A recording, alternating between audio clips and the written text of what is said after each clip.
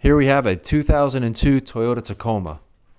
This truck has a broken frame and it has serious frame rust.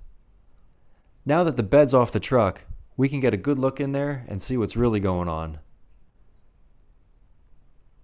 Someone has welded patches in here to keep this frame from falling apart. But we're going to cut all that out of there and replace it with two brand new lower frame rails.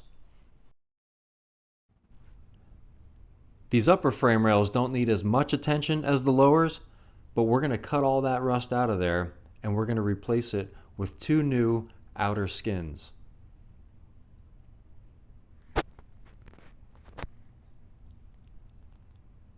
So here's what the new lower frame rail looks like, and here's what the outer skin looks like for the upper rail. And here's what it looks like completely welded together and rust proofed.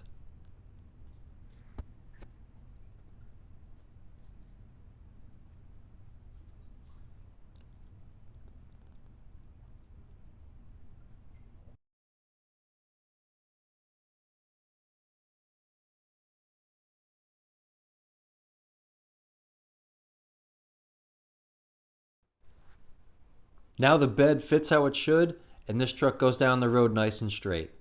Thanks for watching the video, everyone.